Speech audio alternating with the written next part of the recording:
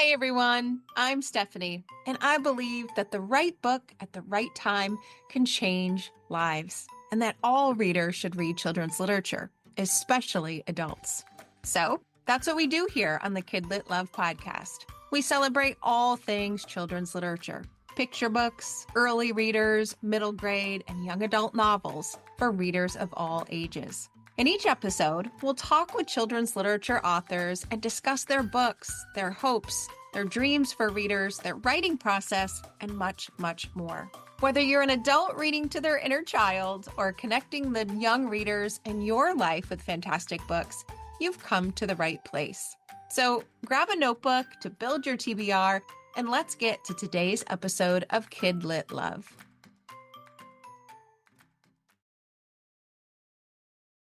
Hey everyone, welcome back to another episode of the KidLit Love podcast.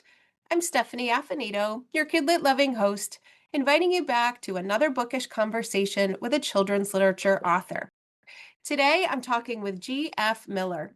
She's the young adult author of Not If You Break Up With Me First, Glimpsed, and the book she's here to talk about today, What If You Fall For Me First?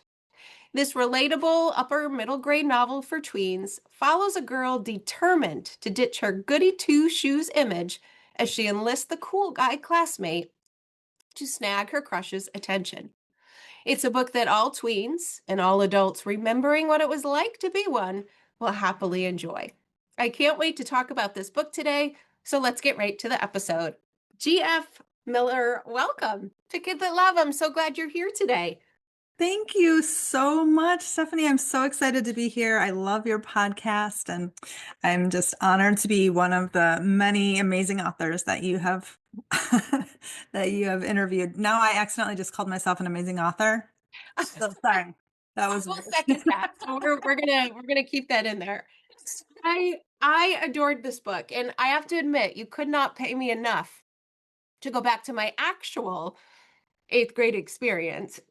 Excuse me. But I was very happy to do it with Sophia and Holden. So I can't wait to talk about it today. But before we do that, I would love for you to start with a little bit about you, of course. Tell us about you and your books and your journey through children's literature. Yeah, I'd love to.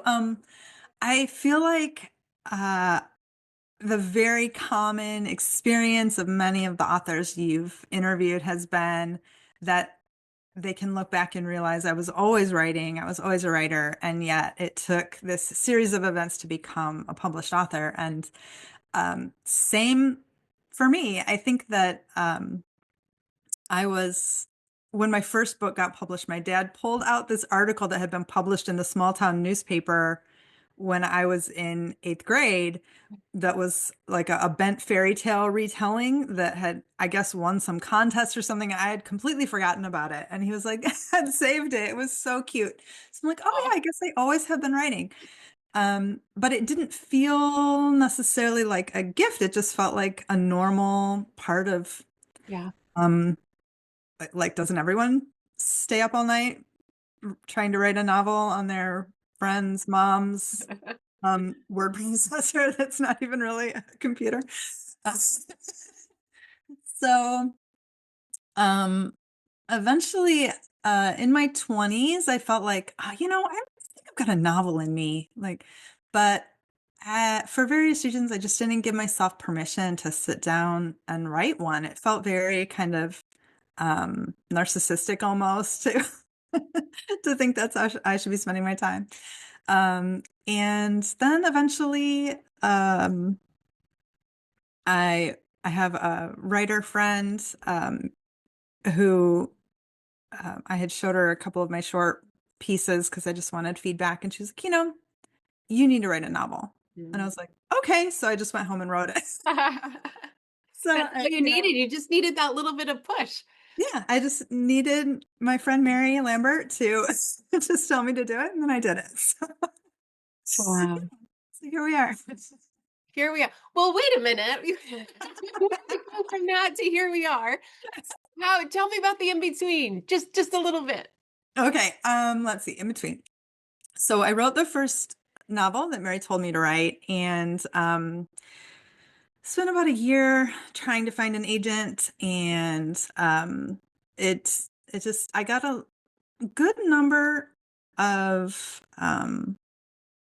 like full requests, full manuscript requests, and revise and resubmit requests and things like that. But ultimately did not get an agent. So um, continued to write, and the third novel that I completed was the one that ended up getting me the agent. And um, then yeah, it was just I drafted that one in 2017. It actually came out in 2020.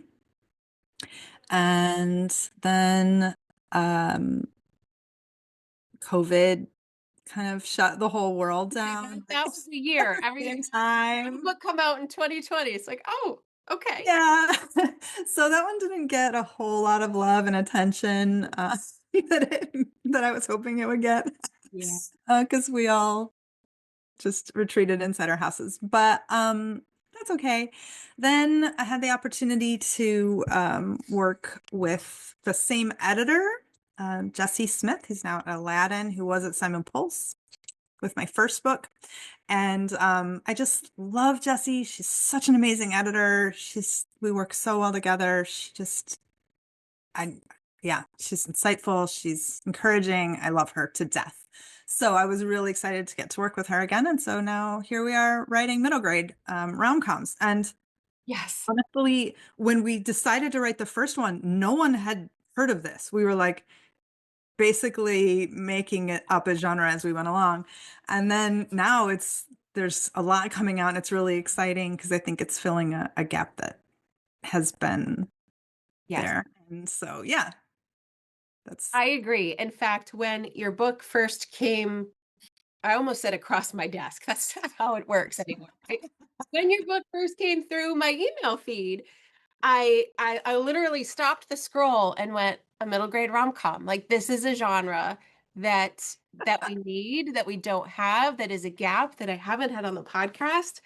And it really is exactly what it feels like. It is a fun, feel good middle grade rom-com, which is the perfect kind of segue. yes. Excuse me, listeners, I'm so sorry. I just can't shake this cold, whatever it is. So I will try to edit the coughs, but if not, I apologize. So, what if I fall for you first? No. Mhm. What if What if you fall you? for me first is the actual title. Mhm. Tell us about it and the inspiration behind it. Yeah. Well, it goes back to the another book. So not if you break up with me first. There was a side character named Holden who was just behaving very, very badly. And by the time I finished that book, I really could not stand Holden. He was just really a problem.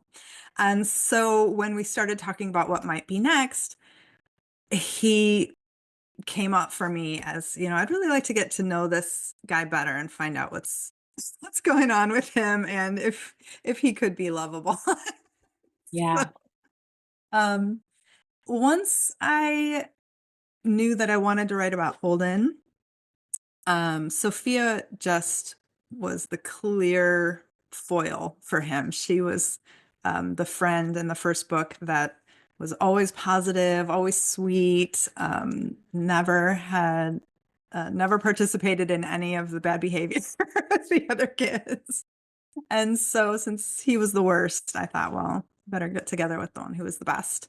And then the plot just through their two character arcs and what I knew needed to happen, the plot was pretty self um it was self-plotting. It's a self-plotting book.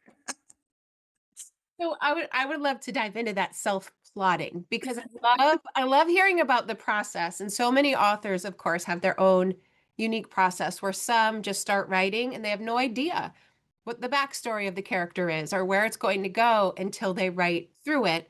And then others do have some sort of an idea, but it's the details along the way that become clear. And I'd love to know which one that is for you, or if you're just kind of a mix of a nice balanced writer right in the middle. Hmm. Um, it doesn't always go the same way, but for this one, Well, in general, for rom-coms, for all of you rom-com writers out there, I think it's just important to remember that probably of all the genres, rom-coms are uh, so, I don't want to say the most because someone's going to come back and be like, no, there's something else that's the most, but they're so completely driven by the characters. The entire plot is how these two characters are going to bounce off each other and draw each other's worst and best out. And so for me, for rom-coms, getting to know those characters and really playing with what's the worst thing that could happen to you now? What's the worst thing that could happen to you now? How's that going to draw you out? Um, is what generates the plot. And when you're reading a rom-com where it has been very plotted and the characters are kind of forced into that plot, a lot of times you can feel it. It feels like that's not what would happen in real life. That's not what I would say in that situation. That felt a little off or a little fake. And I always want to avoid that. So I do plot, I do outline, I have a lot of outlining tools that I use, but I also let the characters mess with me and go their own way. So if something starts to feel forced, I back up to the last place it felt natural, and then I realize, oh, my plot's wrong. If it's choosing between what the character would actually do and my plot, I always throw my plot away and try it and try again. So, yeah. I love that phrase. My characters mess with me. Yeah. I love that. Now, you've mentioned the two main characters. We have Sophia, the good girl, and we have Holden. I hate to call him a bad boy, but that is what everybody thinks of him, at Hmm. least. And I'd love for you to talk a little bit more about the format of how that unfolded because we get both perspectives, which is Yeah. Yeah. I love giving both perspectives. I love the comedic opportunities of seeing the same thing from two different perspectives. I love the subtle educational opportunity because the middle grade readers are just beginning, hopefully, to be able to step aside and see that other people might have a different perspective than them and develop that emotional maturity. And I think that this format really works well with that bit of discovery that that they're in that time of development. Um, I think it also opens up the book to more boy readers. I know a lot of boys who love these books, and we think of rom-coms as kind of what girls would want to read, but actually, boys are just as interested in figuring out how this relationship stuff works. And by having one of the point of view characters be a boy, it feels more accessible to them, I think. Um, and yeah, again, Holden was the first character for me that really came to life. And so obviously it had to be told in his point of view because we needed to see what was going on with him in his heart and mind and at home and all of the things that he works really hard not to let people see. So, yeah. That is why I love these kinds of books with this format so much, because as a reader, you're in on it. You know what Sophia's backstory is and what her mom is like and what her world is like. And then you get to know Holden and what his mom and dad and stepmom and what his world is like. And you just feel like you have the inside scoop on what's going on. And I feel like it just makes a reader lean in even more when they know, but the characters don't know. And sometimes you're like talking to the book, like, no, but you don't know what's actually going on. And you get such yeah. an inner look at what's happening, which of course gives a different view perhaps of Holden and that bad boy image. Yeah, yeah. I love to write in two perspectives. I love to read in two perspectives. So I'm glad it came through. Yeah. Now you also mentioned real life, right? Choosing the plot, choosing real life. Mm. This book is real and it is set in a time where I feel like kids reading this are going to instantly know, like, okay, this author gets it. This author gets it. There are certain phrases, there's social media, there's ways of being that are so true to right now that make this book so timely. But I also think as an older reader reading it, as an adult reader, two things happened for me. One is I got to revisit that time in my life in a much less horrific way because it wasn't happening. But we all have an inner eighth grader. We all have an inner child who just wants to be seen, who wants other people to know what's really going on, what we're really like, and who remembers what that time felt like. And I also read it as, a parent who tries really hard to relate to her kids and to understand, but who can't always because I didn't grow up during this time with this social media, with some of these phrases and things going on. So I feel like if you're a kid reader, you know that this is a book that's going to feel real. These are going to be your friends. These are going to be your situations. And if you're an adult reader, you'll get to go back, but you'll also get to better relate to the current readers who might be around you. And I feel like that is such a gift, especially today when there's so much. Yeah, for sure. I love that you said that, and I definitely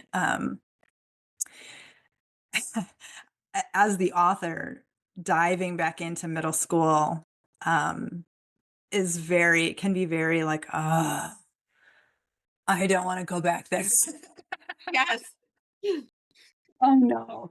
I remember that feeling or that, but it's so worth it to be able to give something to my readers that feels authentic and that they can relate to. And I just really, truly believe that it hasn't gotten any easier to be in junior high. And I hope that my books will be kind of a relief to my junior high readers, that they feel seen. And,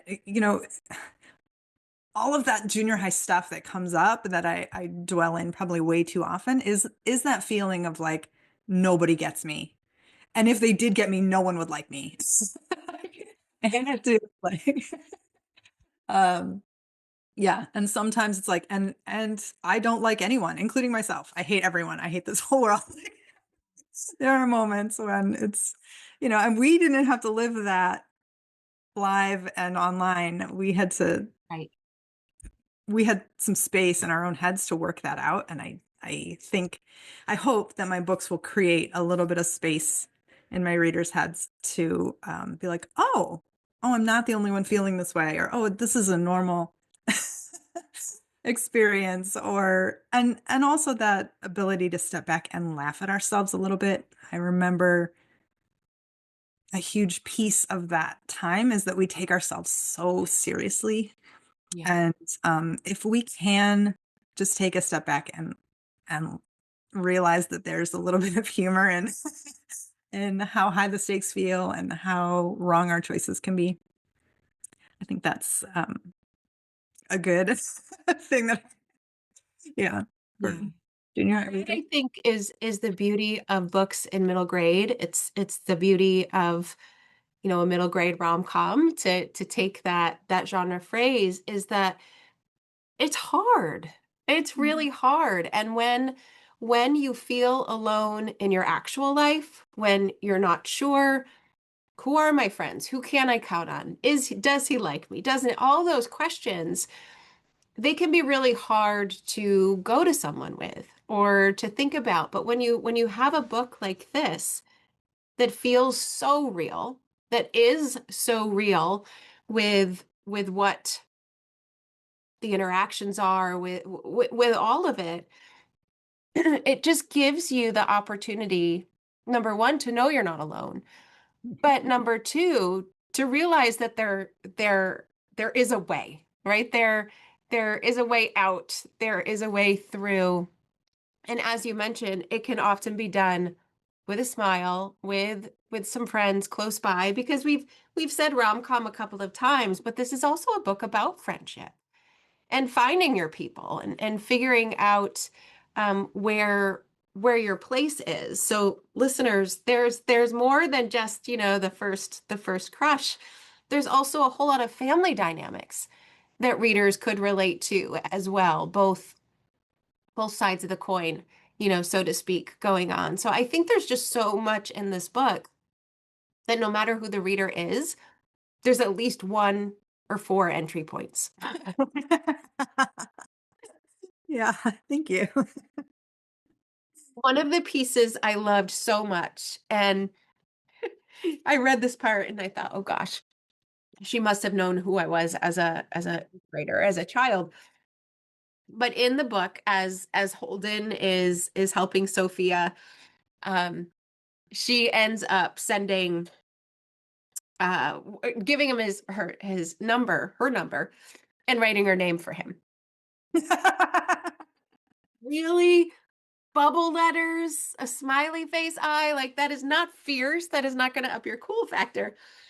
And I, instantly was like, oh boy, I love bubble letters. I could still do a mean bubble letter, but I remember practicing writing my name in the way I thought my name should be represented. And I just love that section. I Yeah. included that. I have so many notebooks that would have been full with all the different ways you could write Stephanie. Found one that felt right. Yes. Oh, we all did that. Yeah. So there's just so many opportunities in here for readers to see themselves, to find themselves, but then to think about the themselves they ultimately want to be and how they want to show up in the end for their friends and whoever is around them. There's Yeah. so much. There's just so much. I love this book. I know readers, middle grade and adult, are just really, they're going to have a really fun, enjoyable, yet touching reading experience. Thank you. Yeah. I hope so. Yes. So, what is your hope for this book and for readers as it goes out into the world? Um, I, first and foremost, I just want readers to feel delighted. I truly believe that life is hard enough. Real life is hard and messy and disappointing. And I really love providing kind of a mental break where there's going to be a happy ending. This is going to work out okay. All of the problems and all of their bad choices and their quirks add up to them being lovable. And I want readers to get to that last page with just a huge smile on their face. And um, I really believe that the power of laughter and laughing at our own foibles is powerful and healing. So I hope for that. I hope that all that delightful, funny package is wrapped around some real truths about life. The thing about for me writing rom-coms for kids, middle grade readers, is I feel very strongly that I must not lie to children. So I really try to make it authentic and make it true. Not only true in our experientially true, but also true to um, kind of the higher truths of um, aspirationally what could happen and what could be and how can we be the best people, best versions of ourselves, and uh, so yeah. Beyond that, I think helping kids make sense of the relational landscape and the emotional landscape that they're entering into. Um, I think I really hope that my books can do that, and help them forgive themselves a little bit for not being perfect or exactly how they hoped they would look or feel or act or That one right there. Imagine that gift at that young age. That's something a lot of us strive for, I would say, in adulthood. And when you have a book and a wonderful story that could also teach you that, yeah. that's just priceless. That Yeah, I really hope I can give kids a little bit of self-compassion as they read and identify with these characters. Well, you gave this adult reader that. So Yeah, I think we all are kind of carrying some things around still from middle school of like the things we got teased about or the things we didn't like about ourselves. yeah, and we didn't talk about specific events in the book, but I may have had a hairdressing experience somewhat similar to what Sophia and Holden did, perhaps with a best friend in middle school. And unfortunately, mine didn't turn out so well, but there are so many, yeah, there's so many There's relatable. a makeup trying scene in the book that I related to on a very personal level. Well, we've all been there. We're going to Yes. find ourselves, as I said, one or two or four entry points, no matter your age, in this book. Now, what can we look forward to in the future? I know this is a brand new book for you, but can you give us any hints or teasers to what might be coming next? Well, I can give you a very secret hint. I am working on something else in the same world, with these same friend groups, and that will come out in 2026. And hopefully it will be announced soon, but I'm not sure when. I know I always find out like 3 seconds before the world finds out. So- Good to hear it though, because this age group that you're writing for, there are so many things competing for their attention. And the fact that they're picking up a book is such a beautiful gift, I think, that they're giving to themselves. But then when they know there are more that are like that book that enraptured them and enthralled them so much, it's everything. As a former educator, I know when the next book is there that I can push into their hands and just keep them going, it's everything. So I am so glad to know that there is more that readers in this genre and in this age group can love. Yeah, thanks. I'm excited about it. I'm really having fun with it. So, Yeah. yeah. So where can listeners find you online to keep up with those announcements and find out when they can get their hands on whatever is coming next for you? Yeah, you can find me at gfmiller.com and on Instagram as author.gfmiller. Okay, I will make sure to put links to both of those places in the show notes, along with links to the books, of course, of yours that we have mentioned in the episode. And thank you so much for coming on. This was such a fun conversation, a chance to go back, but not too far, so that I be firmly planted in my happy adult world. It's a wonderful book, and I'm so grateful to be part of your launch and put it into the hands of readers with you. Thank you. Thank you, Stephanie. It was so fun to talk with you and yeah, be part of the podcast. Thanks so much. And listeners, as always, thank you for listening to this episode, and I will see you in the next one.